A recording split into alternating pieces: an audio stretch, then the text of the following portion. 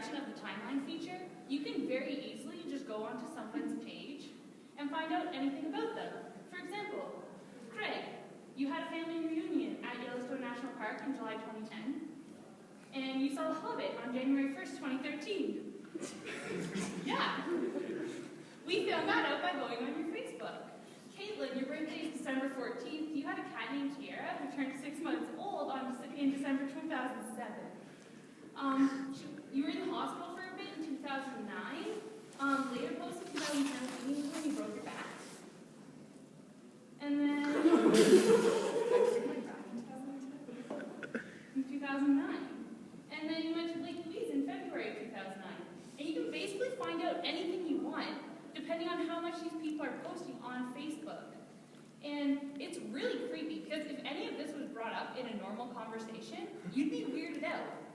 And it's basically just, yes, a sophisticated way of stalking people. You're just going through their life and finding out as much as you can based on how much they're willing to put out there.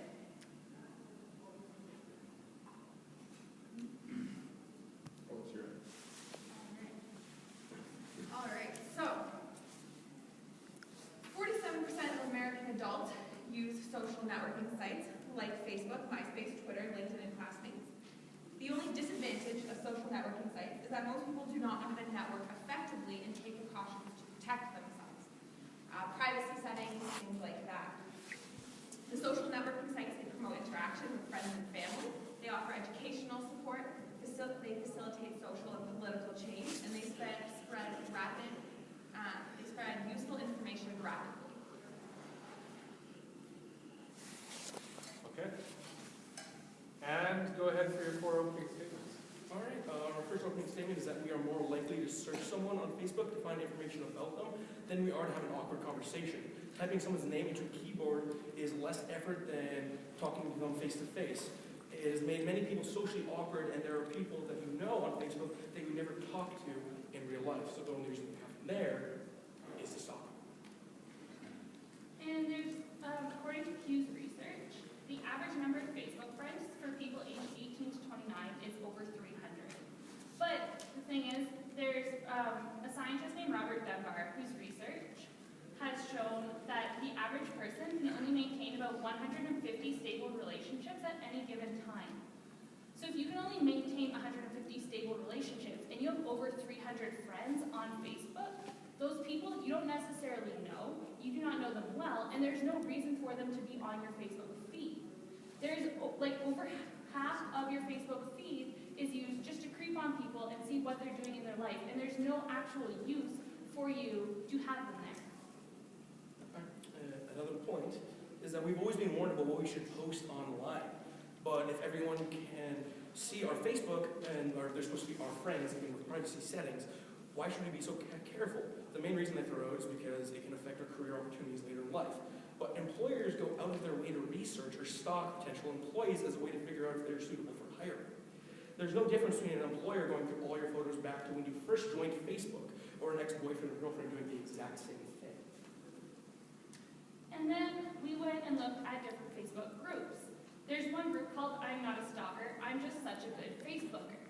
If people who are using Facebook are creating groups like that, they are aware of how creepy and how dishonest what they're doing on Facebook is. If you're just going through to look at people and you're going all the way through their feed, you are, in a way, stalking them. The fact that Facebook has even created pages to try to justify stalking is proof enough that the connection to your friends and family is no longer the people who use Facebook's priority. A lot of what you said, I agree with the school technically in Google and look at your photos. Almost 3.3 of the points you said can be taken care of with just becoming aware and fixing the privacy settings. So our point. Okay. So let's take the focus fully off Facebook and the social aspect of Facebook, and let's put it into perspective. What exactly is useful about social networking sites? For one, it's a support and safety information during a crisis. If you look at the Boston Marathon, the bombings mobilized the social media community to offer support and information to those affected. You go on, look what is happening, and you get information you're not necessarily going to get from the media. According to Adweek, Twitter even donated a promoted hashtag to lend support to victims. Also, the Boston Police Department tweeted up-to-date news to report injuries, death tolls, and areas to avoid during the crisis. Police actually asked people to use social media to communicate in order to keep the phone lines available. Therefore, many people use Facebook to detail the destruction and let their friends and family know they were safe. It's a very useful tool in that aspect. Also, if you look at crime solving, it's a valuable tool for police departments. Certain police departments are starting to investigate gang-related crimes on social media networks. We have a huge, not very smart population of people in society, and so many criminals have been arrested simply because they post pictures and post statuses saying that they're going to rob this store and they're going to do that. And so therefore, despite the fact that people don't use privacy settings to their advantage, it's useful to police departments to catch criminals, A, before they commit the crimes, and B, after they've committed the crimes. Along with what she's saying, Facebook is used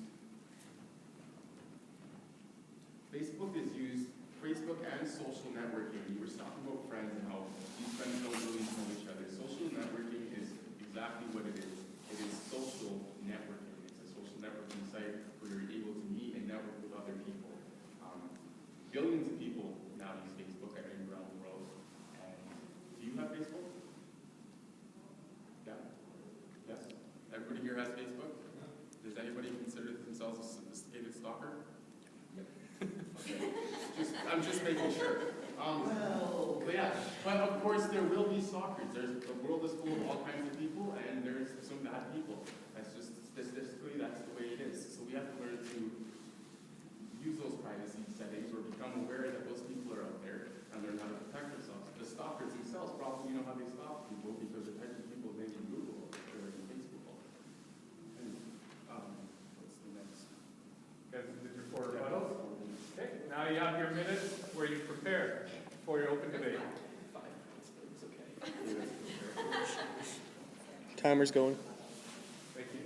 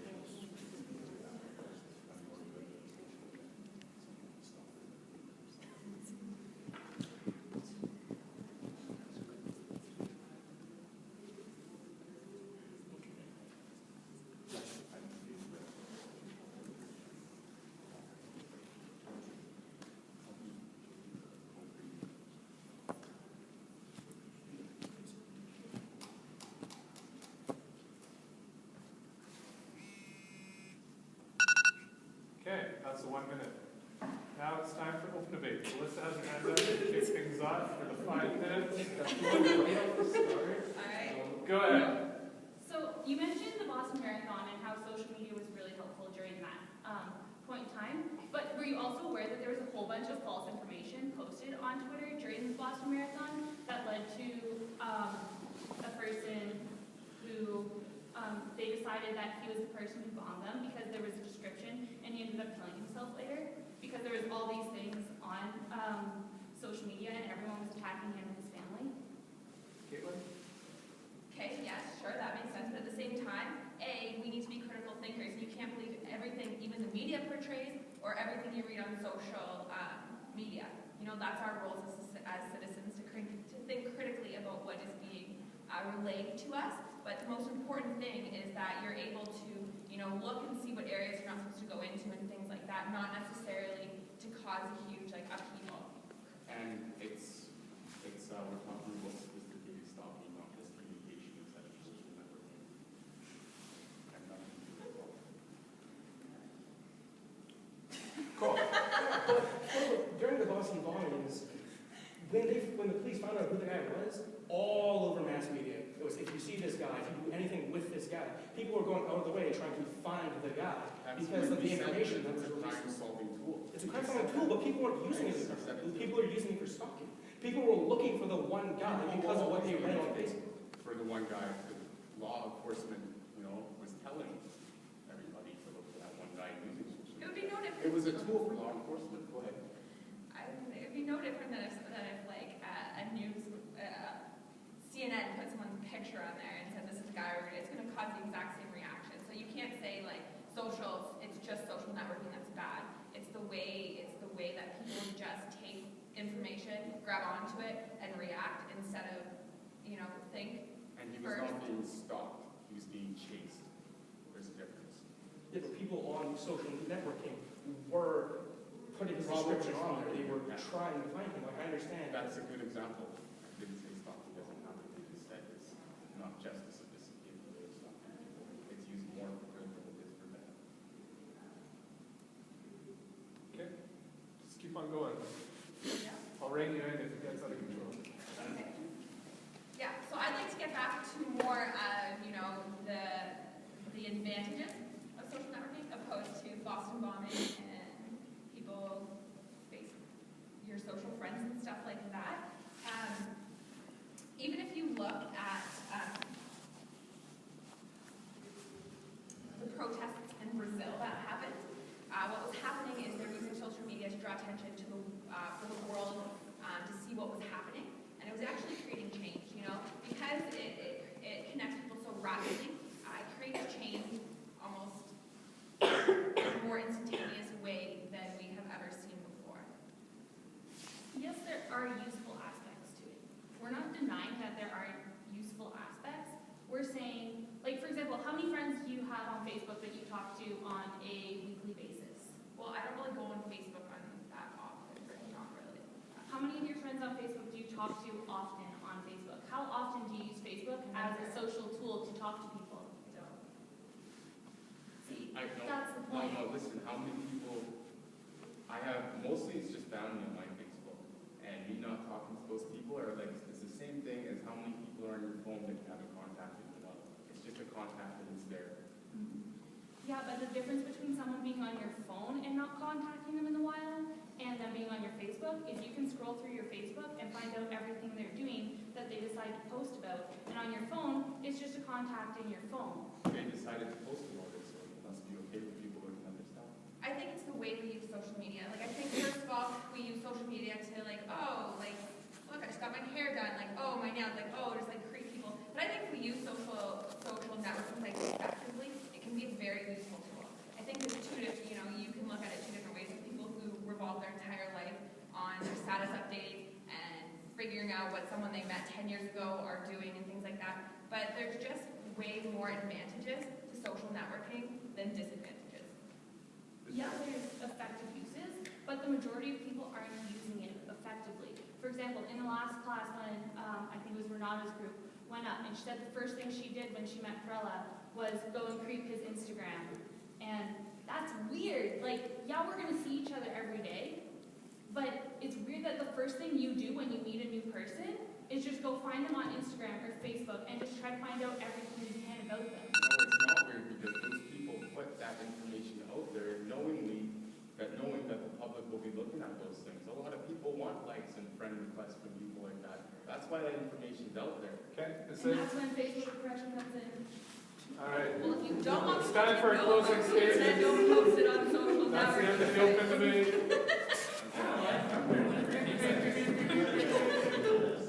Okay, when you're ready, it's 2 minutes each, closing statements.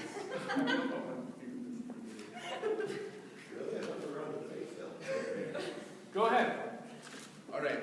Well, the power of social media is enormous.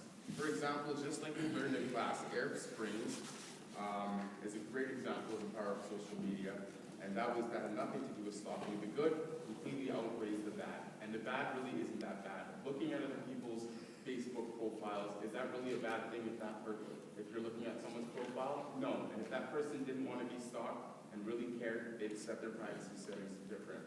Another great thing is Amber Alerts. Since social media has come out in these last few years, in 1990, 62% of missing children were found on an Amber Alert. Now, that last study in 2011, 97%, and that's directly related to social media. Yeah, those who abuse it cannot caution themselves or protect themselves online. Yeah, so the question was, are we using social media just a sophisticated way of stalking? And it's definitely no. I don't think anybody here would consider themselves a sophisticated stalker, and I think everybody here has Facebook. So and social media only will tell the story that you let on. If you're completely against social media, or the person thought, or the mass majority thought they will be stalked, then they probably wouldn't participate in opening social media accounts. I don't think they would put it for that. Anyways, so in conclusion, before you listen to what Alyssa has to say, I kind of got a printout, a screenshot of her talking about nothing but assignments on Facebook. So she definitely was not using it for stalking only. Gotta have some. It's up here. You guys can pass them around if you want. They're definitely not photoshopped.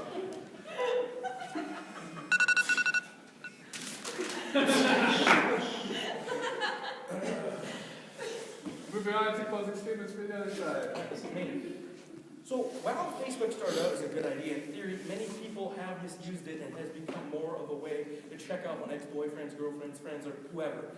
Maybe you don't even know the person you're checking up on. It's ridiculous, it's weird, and we don't think it's useful.